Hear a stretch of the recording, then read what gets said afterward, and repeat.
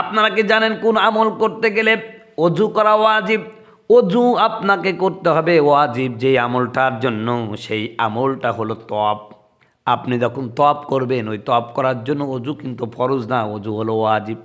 আল্লাহ রসুল বলছেন, আত-তাওয়াফু বিল বাইতি সালাতুন ইল্লা আন্নাকুম তুকাল্লিমুন।